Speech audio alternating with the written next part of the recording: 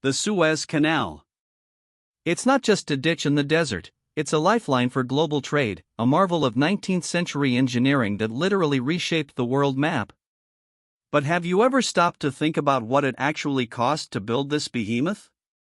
We're talking about the raw numbers, the surprising overruns, and how its price tag stacks up against other legendary construction projects, from dams to skyscrapers and even space stations. Prepare to dive deep into the economics of one of history's most ambitious undertakings. Let's kick things off with the initial sticker price. When Ferdinand de Lesseps and his team finally opened the canal in 1869, the total construction cost tallied up to a hefty 432 million French francs. Now, that number probably doesn't mean much to us today, right? It was a colossal sum for its time, certainly, but translating historical currency into modern purchasing power is where it gets really interesting and, frankly, a bit mind-boggling. This was a private company venture, but its scale was unprecedented. So, what does 432 million French francs in 1869 look like in today's money? After running it through various inflation calculators and historical purchasing power indexes, a consensus emerges. The cost of building the Suez Canal translates to roughly $10 billion in 2023 US dollars. Which is wild, by the way. Imagine funding a project of that magnitude today. This isn't just about inflation, it's about the relative wealth, the cost of materials, and labor back in the mid-19th century compared to now. Now, here's where it gets juicy. The initial, optimistic projection for the canal's construction was a far more modest 200 million French francs. A grand vision, yes, but perhaps a tad bit underestimated on the financial side.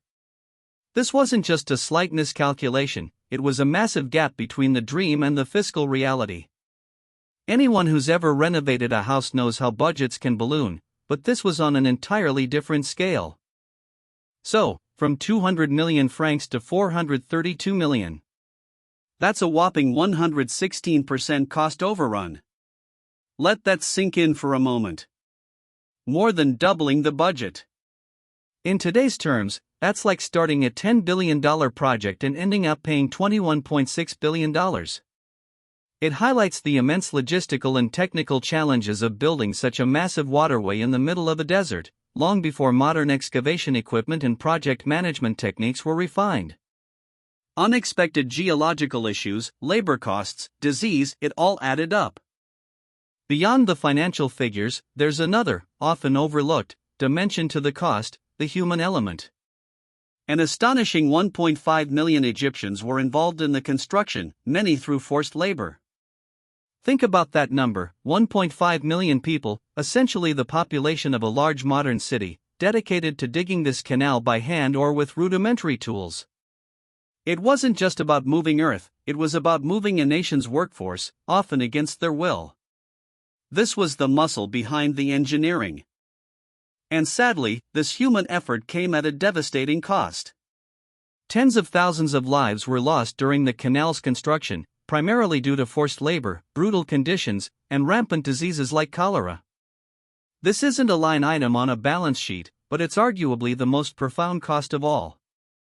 The desert was unforgiving, medical care was rudimentary, and the sheer scale of the excavation meant endless exposure to peril. The canal literally stands on the sacrifices of these countless individuals. Financially, the burden fell heavily on the Egyptian government.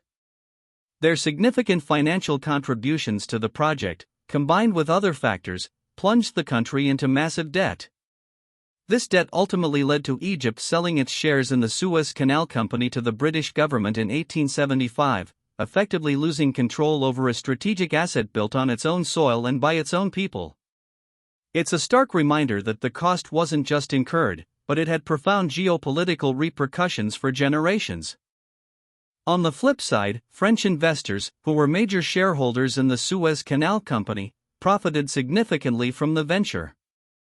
They reaped the financial rewards for decades, highlighting a common dynamic in large-scale infrastructure projects of that era: the distribution of costs and benefits. While Egypt bore the human and financial brunt, the initial risk-takers from France saw substantial returns on their investment, cementing the canal's status as a profitable enterprise for its European backers. Let's put the $10 billion Suez price tag into perspective by comparing it to another iconic waterway, the Panama Canal. Built from 1904 to 1914, just a few decades after Suez, the Panama Canal had a reported cost of $375 million. But when we adjust that to 2023 dollars, it also comes out to roughly $10 billion. So, despite being built at different times with different technologies, these two monumental canal projects ended up costing a very similar amount in real terms. A fascinating historical parallel. How about something like the Hoover Dam, another incredible feat of engineering? Completed in 1936, the original cost was $49 million. Adjust that for inflation, and you're looking at around $1 billion in 2023 dollars. That's a significant project, no doubt, but it's a tenth of the Suez Canal's cost. This really drives home the sheer scale of digging an entire sea-level canal for over 190 kilometers compared to building even a colossal dam in a canyon. The type of earth moving was just fundamentally different. Let's move to another icon, the Golden Gate Bridge. Finished in 1937, its original cost was $35 million. In today's money, that's approximately $700 million. Again, a monumental project, beautiful and vital, but still just a fraction of the Suez Canal's cost.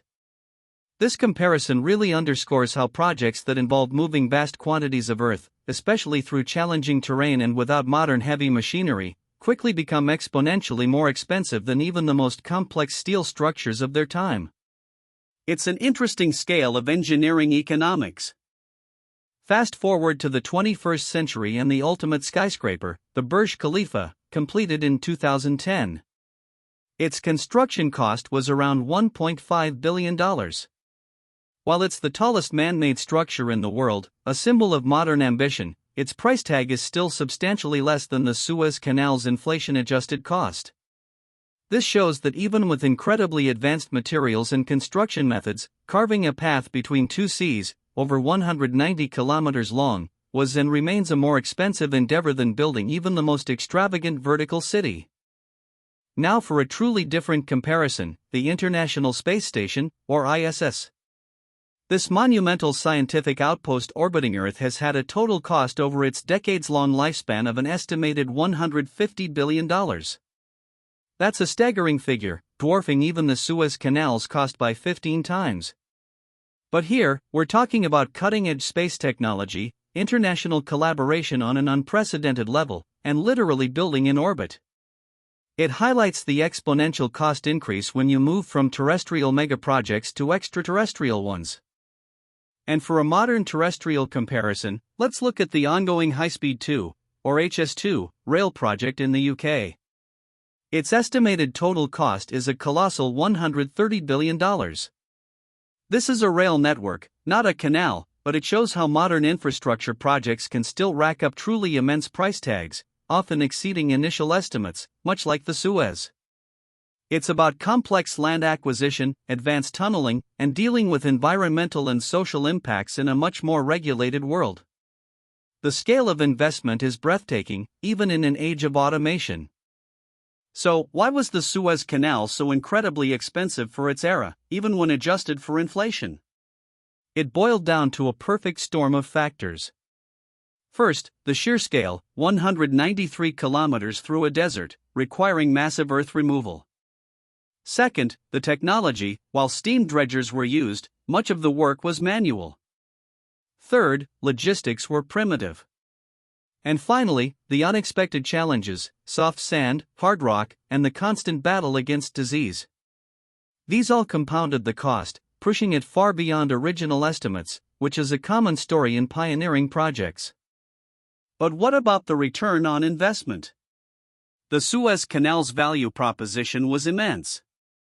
It drastically cut shipping times, eliminating the need for ships to sail all the way around Africa. This wasn't just a convenience, it revolutionized global trade, connecting Europe and Asia far more efficiently.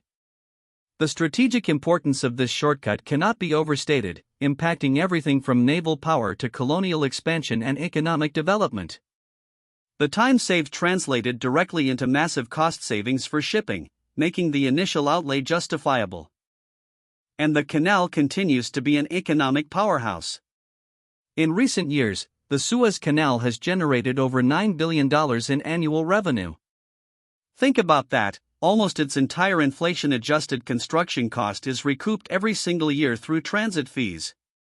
This highlights the incredible long-term value of such an infrastructure investment, even one with a staggering initial price tag and massive overruns. It's a perpetual money-making machine, justifying its existence many times over. So, while the initial cost of building the Suez Canal was monumental, an estimated $10 billion in today's money, coupled with a horrific human toll, its long-term value has proven to be immeasurable. It's a testament to audacious vision, even if that vision came at a steep price, both financially and in terms of human lives. The canal isn't just an engineering marvel, it's a living example of how foundational infrastructure, despite its immense cost, can generate sustained economic and strategic value for centuries.